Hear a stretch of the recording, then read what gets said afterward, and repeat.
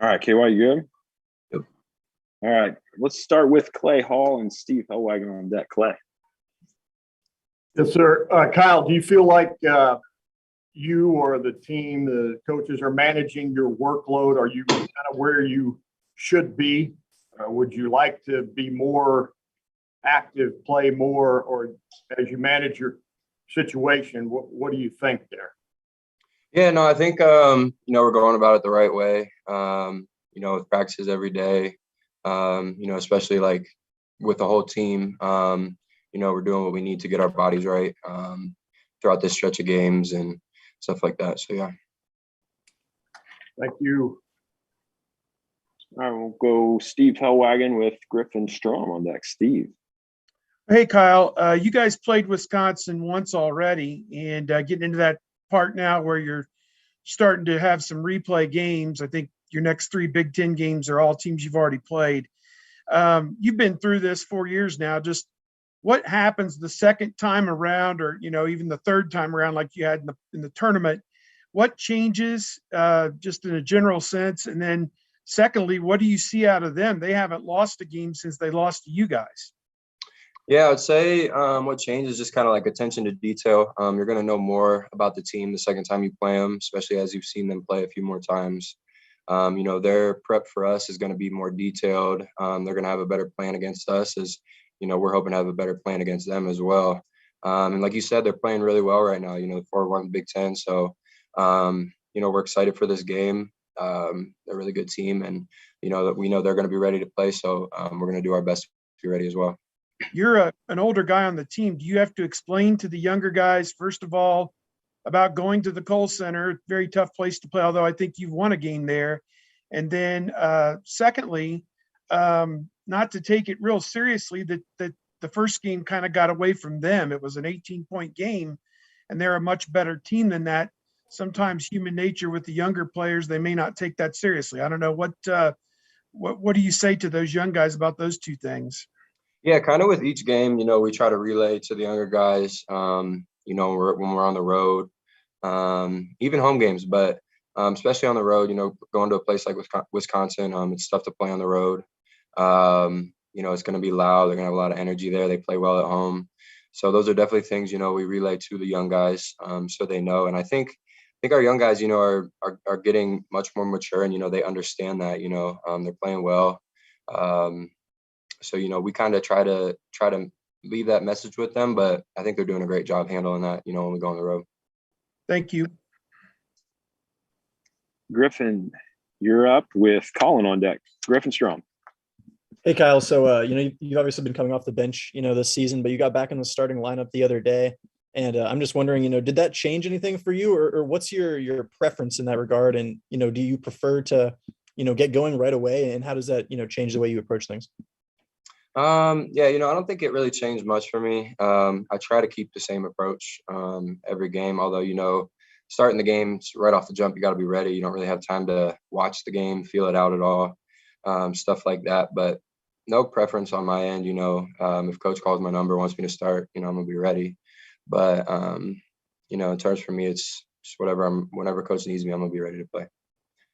And then, last game against Wisconsin, I think they're starting bigs, Wall and Crowell. I think they only combined for like 3 points and 3 rebounds, something like that. What did you guys do so well against them, and how can you replicate that on Thursday? Just a lot of our, game plan, not wanting, them to get, big offensive rebounds, stuff like that, which they've done well at times this season. So, it's attention to detail for us, doing the things, that we work on in scout teams, stuff like that. They're going to be physical. They're going to play hard. So we just got to try our best to, outwork them and play a little bit more physical, kind of set the tone. Thanks. All right, we're going to go Colin Gay and Jacob Bench on deck. Colin.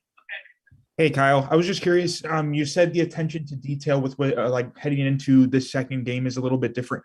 What on film do you see like differently out of Wisconsin? Like, what details are you kind of honing in on during this road matchup as opposed to last time?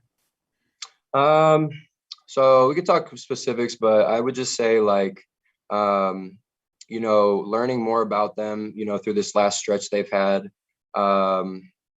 even with like, I think yesterday we talked about, Brad Davidson's putting up about, like 7 attempts a game from 3. So, staying locked in on him. He's a really good shooter. They have a bunch of other good shooters as well. And then keeping them off the O boards because, that's been something for us we've struggled with this season. So we've been focusing on, being able to get our defensive rebounds, not really let teams get extra possession. So I would say that's one of the things, we try to key in on, with every game moving forward. But, this next game especially. And one of the things, I mean, Griffin kind of mentioned this already, but I'm curious. It seemed like the last Wisconsin game, the bigs kind of you guys came into your own a little bit. And I'm curious is there more pressure knowing what you did last time against Wisconsin, knowing what, say you and Zed, like you guys were able to dominate down low. Is that kind of a pressure going into this game, or is it kind of just you're hoping for a continuation on what you did last time? Yeah, I wouldn't say really too much pressure. We're going to hopefully, continue that and do what we did last time, but we know it's not going to come easy. They got tough bigs and, we have to come out, like I said, and be the more ready team, to be honest. And we also do know, we're aware that like it'll be important for the game, for us to succeed. So, yeah. Thank you.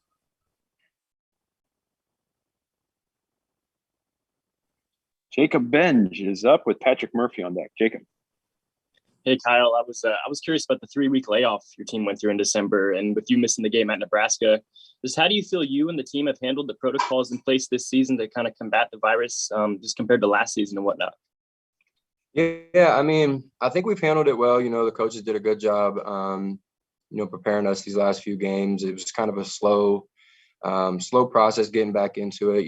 Anytime you have a layoff like that where guys, kind of have to sit out, can't do much. It's hard on your body because it's hard to get that back quick. So I think we're at a point now, where we're getting back into a rhythm with practice, how we work every day. But, it was definitely tough. Anytime you have to miss time is, never going to be like 100% good thing. But, I think we've been able to manage it well, coaches and players.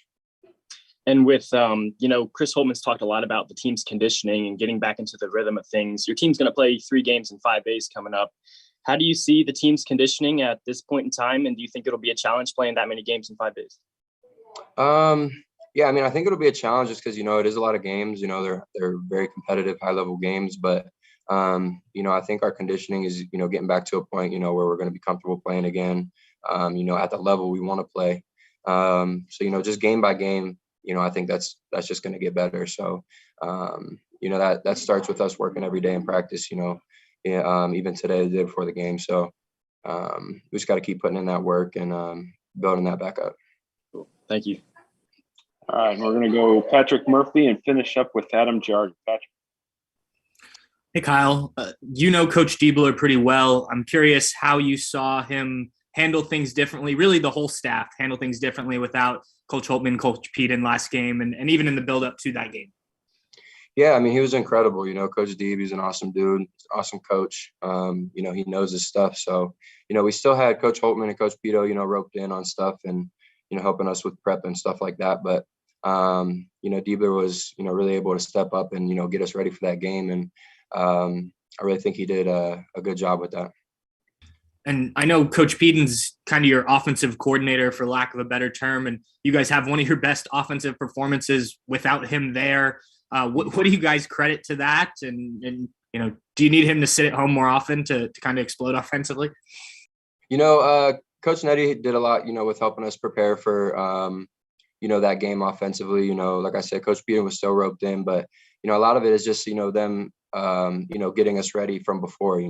It's just been a process, an everyday process. So, by the time they were out, we already kind of were getting in a rhythm and, knew our stuff and, kind of knew what coach wanted. So Coach Peden, did a great job, this whole season and just getting us ready for that moment. But, Coach Nettie did a good job stepping up as well.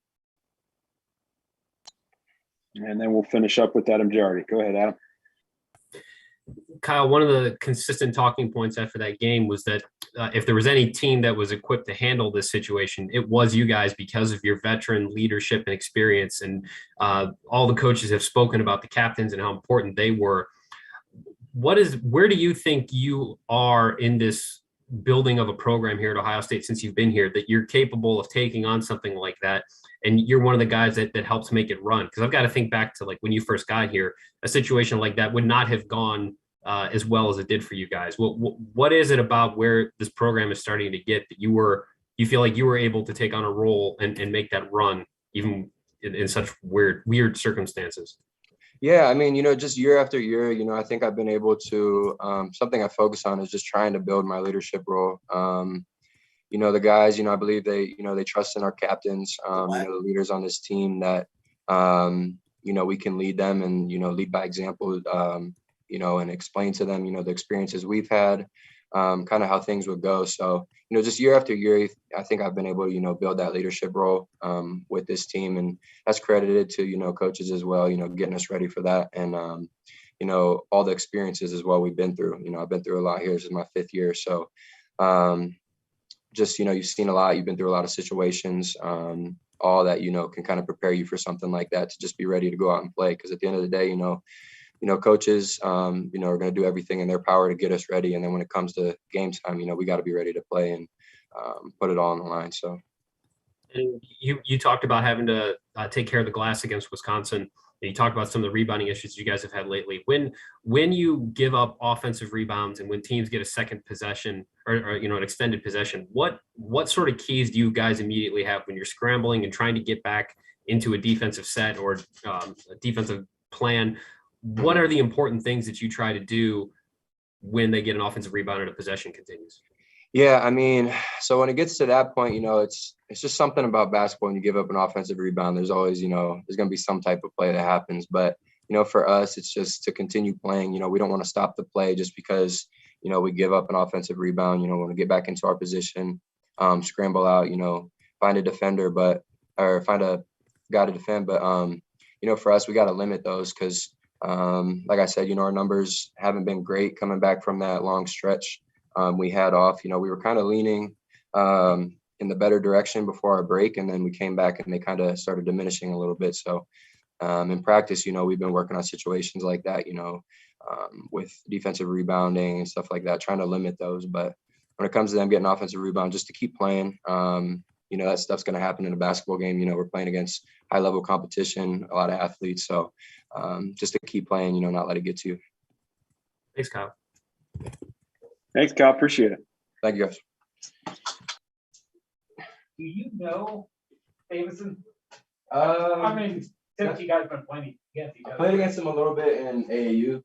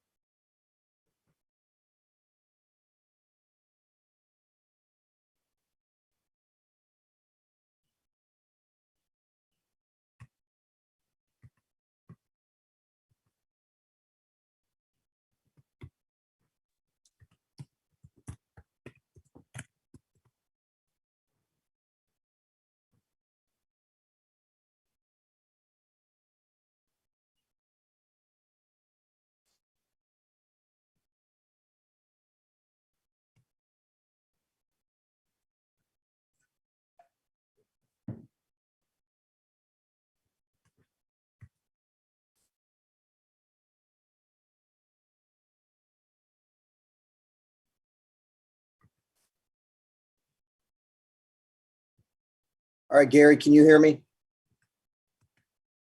Sure can, Coach. Okay.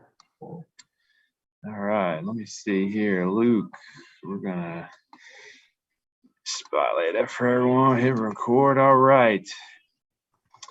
Here we go. We'll start off with Steve Hellwagon and Patrick Murphy on deck. Go ahead, Steve. Well, hey, Coach. First of all, I guess everyone's curious about what happened for you here in the last 6 or 7 days. If you could, what you're able to tell us about what happened and how difficult that was. I just wonder if there's a hole in the wall there in that room where you were watching that game as Northwestern kept flipping in one shot after another. Yeah. It's that no question. That's not an easy thing, Steve, for sure. So, I think I don't mind telling you that I started to have some symptoms that I felt on Friday.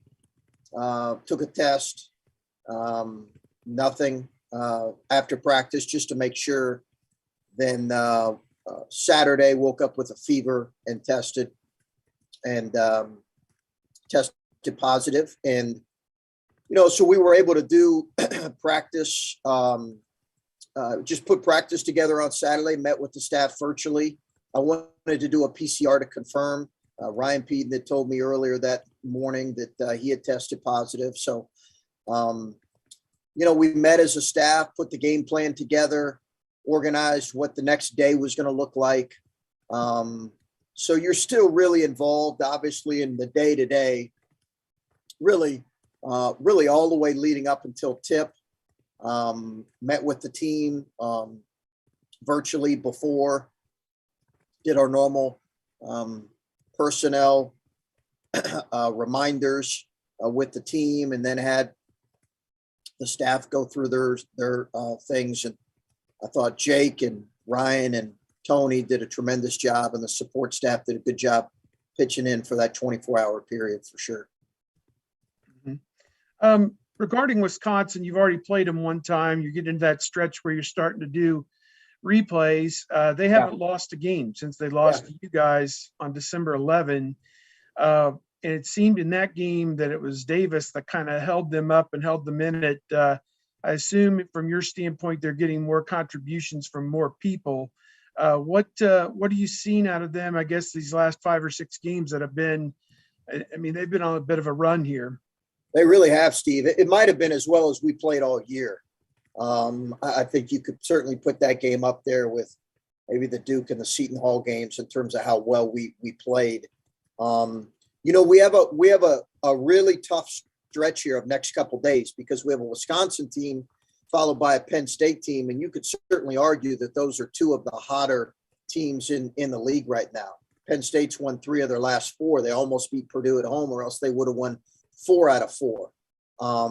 So we have a quick turnaround with them on Saturday at noon, followed by a Wisconsin team that, as you mentioned, they've only lost once this year with Davis. They're All-American in the lineup, and that was at our place. So I just, got a lot of respect for them as a team. Greg's done a tremendous job with them this year. They're physical at home. They really rebounded. They have one of the great wins of the season at Purdue, which we all know is difficult to play there.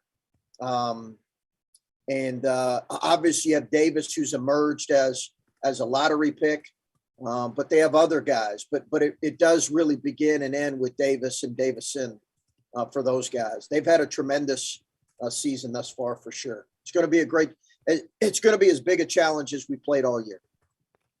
Thank you. All right, we'll go Patrick Murphy with Griffin Strom on deck. Patrick. Chris, I know with yourself being out, Ryan being out, you didn't have a ton of options, but what makes Jake Diebler a guy who can step in and lead the program when you're out for a game? It was really it was an easy decision because of how much I think of Jake. But I don't, it was a collaborative effort. It really was. Mike Nettie had to take over for Ryan Peden's job. And we collaborate as a staff. There's not, obviously the head coach is always going to take take the necessary blame for the losses, but any success we've had has been really a credit to, I think we have a really high quality staff, and there's no question that we have future head coaches on our staff, and Ryan and Jake and Tony are going to be those guys sooner rather than later. But I thought Mike Nettie, as well as Tony, really pitched in. But, Ryan obviously would have gotten that designation. But with him being out, Jake's the second most experienced on our staff. And, he's been a great hire for us. And Jake talked to us after the game about just the amount of stuff you have to do to get ready, talking to the referees during the game to get explanation. I mean, stuff that I guess most people don't think about as a head coach. How valuable can even one game be for him, as you said, a guy who's probably going to be a head coach down the line, just to experience all that in a major game like that? Not, it wasn't a practice or something.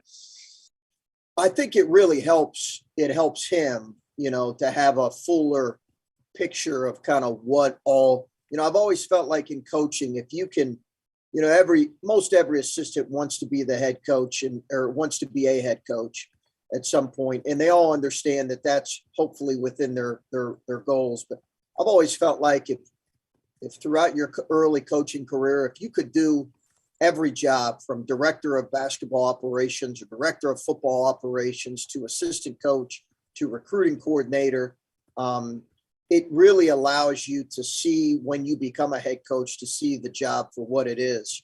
And listen, there's a lot that goes on in a head coach's mind. And I've always said, being a head coach can bring your insecurities to the surface more than anything in life. And I think you have to be secure with who you are. You have to trust your players, trust your system. But for I think it's just a snippet, right? It's just one game. So I think, and there was a lot of, collaborative preparation leading up to that. But I think at the end of the day, personally, I think it can really help him moving forward for sure. All right, we'll go Griffin Strom and Jacob Bench on that. Griffin. Hey, Coach, circling back to Davis for a second.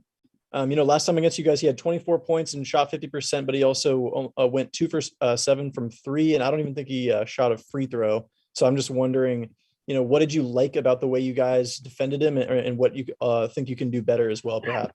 Well, we did not defend him well early, and it's going to be a big challenge for Malachi. Malachi has to be better in this game, and it's a lot to ask of a freshman, because he's going to be guarding an All-American and then hopefully he can continue to play at such a really, really high level that Malachi has played at. But it's a big challenge, and obviously he's got to respond to the game, kind of the frustrating game he had right before Christmas. We played really, really well as a team. That was just one of the games where he struggled. But I think with a guy like Davis, it really is a collective team thing. He's so good at getting to his spots, and he's got such burst and athleticism, and he can make shots at all 3 levels that you just have to make it difficult for him. And then you have to eliminate some of the impact that the other guys have. And then you talk about Malachi there. I'm just wondering, with this 3-game stretch he's on, how much it's made you more comfortable maybe with the idea that he could really be a second option for you guys. And especially, you talked early in the season about how, Justice was going to be a guy to potentially step in that, late game playmaking type of role. How much you think that Malachi is kind of proving to you that he can kind of fill some of that role himself? Well, we designated that, really since the beginning of part of the season. I mean, our opening game, we ran an action for him when we needed a bucket. So this is not something that's just come upon us because of his scoring in the last, 3 games. Obviously, he started most every game. So we felt like that he could grow. Now, listen, it's not going to be, 35 one night, 24 the next night, every game, for Malachi. There's going to be ups and downs, but we really have a high level belief in what he can be. I'm a little bit hesitant to say, hey, this guy's going to be the number 2 or this guy's going to be the number 3. I think let's let that evolve and play out, because I think it could be different guys on different nights. We know that EJ will most nights be our leading scorer and the guy that we play through. And there are other guys that have emerged, but I don't think right now we're ready to say, okay, hey, it's definitely going to be this guy on this given night. I think we'll let guys continue to grow and evolve as players. Thanks, Coach. We'll go with Jacob Benj and Clay Hall on deck. Jacob. Hey, Chris, we talked with Kyle earlier and just about the team's conditioning. It's been something you've talked a lot about this last week or two. And, you know, with your team playing 3 games in 5 days coming up, just where have you seen the team's conditioning level and the preparedness to play that many games in this small of a stretch? You know, I think it's real. I think it's a real challenge because, you know, I mean, I had a 20-minute workout yesterday and could feel it. And I'm certainly far from an elite athlete. I'm the opposite of what an elite athlete would be. Having said that, I do work out every now and then, and I felt differently.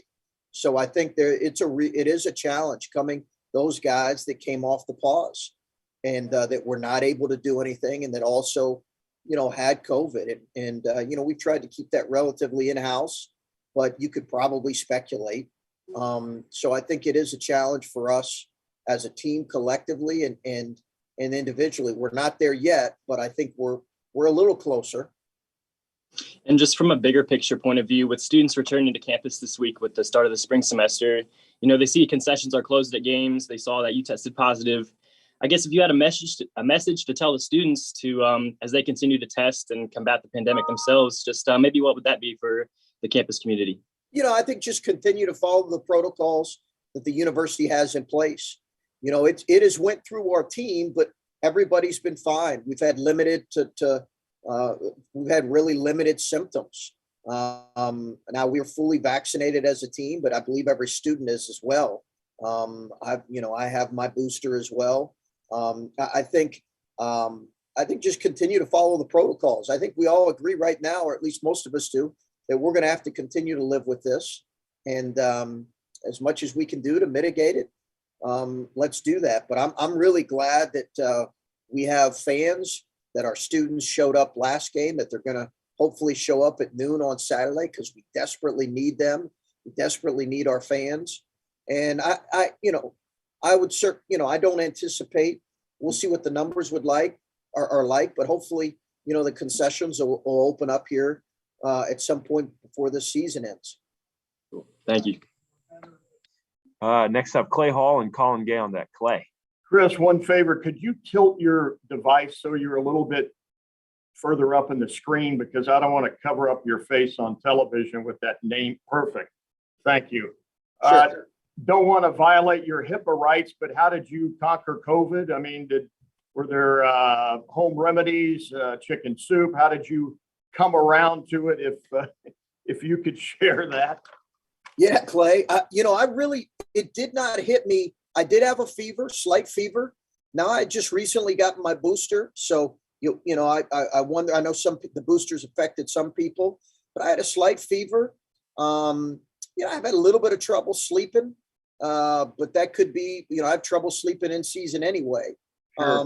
Sure. It did not affect me all that much. And, I think my wife snuck down in the basement and grabbed that video of me watching the game the other night and sent it to Joe Gemma. I think you could see I was feeling fine and energized.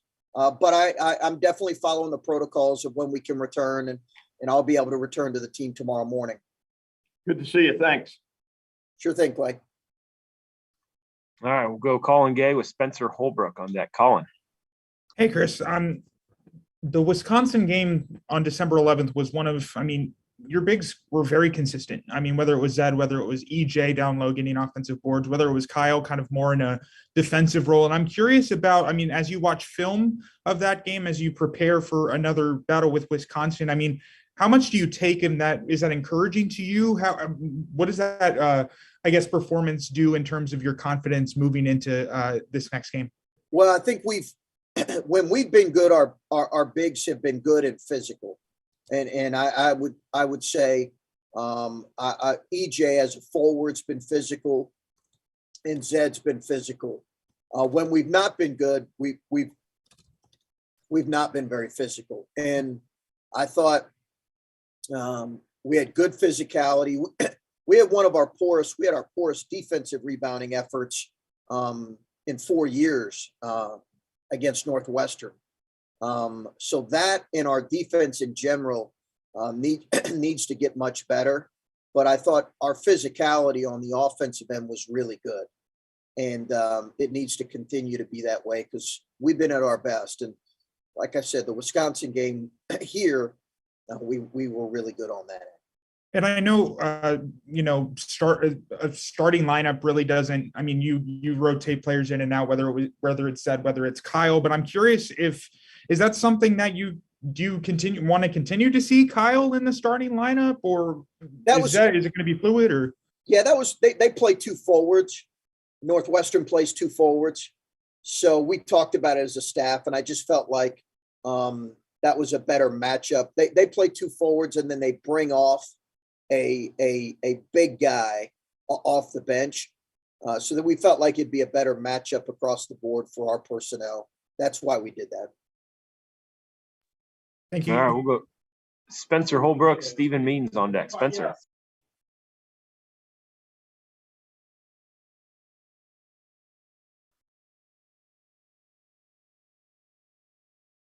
So we've done everything virtually, meetings, met with the team yesterday, met with the staff throughout both days. We put practice together like we normally would. Everything's been virtually. And then the staff has run practice yesterday and today. And then I will travel there tomorrow morning and meet the team.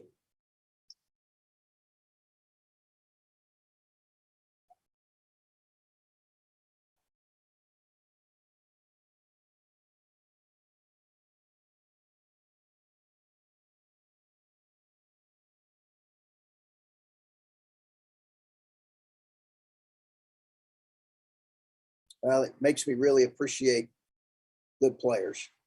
That's what it makes me really appreciate. That the start that EJ had, I think, was great because it relaxed our coaching staff, and it certainly relaxed the head coach at home too. All right, we'll finish the last two here. Stephen Means and Adam Jardy. Go ahead, Stephen. Chris, also just for more clarity, is Peden also on the same timeline as you? Should we expect to see him back on the sideline tomorrow? Yeah, that's right, Stephen. He's same time. We both had symptoms at the same day. Okay. So we which was last week. Yes. Okay.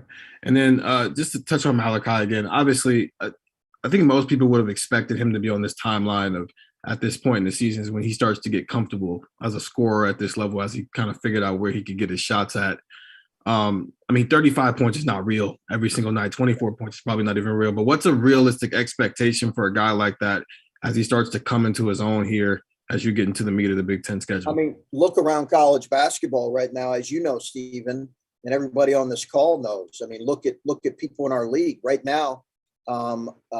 We have two freshmen on our team that were in the top three in freshman minutes played in our league, in Malachi and Michi.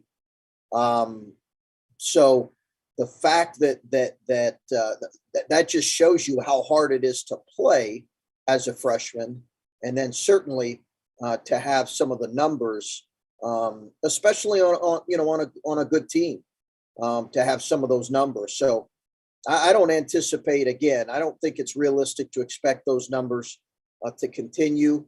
There'll be nights where he struggles. There'll be nights where it's not his night. And he's got to learn from that and continue to grow. The Wisconsin game, again, we're looking at, he had 4 turnovers, didn't score. Did I look at him that night and say, man, he's, at that point after that game, I said, Malachi is a really good player. And that was one of the games that he struggled. It just wasn't his night. We know what he can do.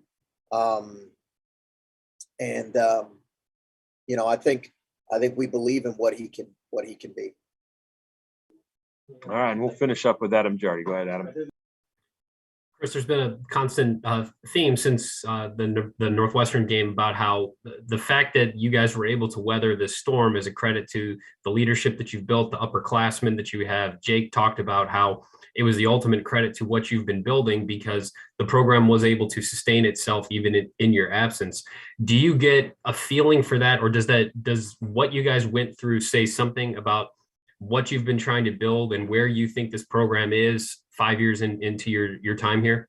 Well, I appreciate Jake saying that. I don't want to make too much of one game because it was a home game coming off a loss where we struggled in the last 10 minutes. And I think we had a motivated group, Adam, in that moment. You don't want to make too much of one game or not. But, I would certainly hope that if my absence was an extended absence, God forbid, if my absence was an extended absence, that there would be, I think that's when you really get a sense of how healthy the culture is. And I believe we have a very, very healthy culture. And I believe that because I think we have exceptional people as upperclassmen and as captains and as staff guys who are aligned in terms of what we believe is most important and how we believe coaching should be. So, I hope that's the case. I would hope that if there was an extended absence that we could continue to grow. And I think that's what we're trying to do right now. Not be perfect, but continue to grow. So, I was glad to see. I think those guys too had, those upperclassmen had an alertness to them that they, coming off the Indiana game, they just wanted to play better.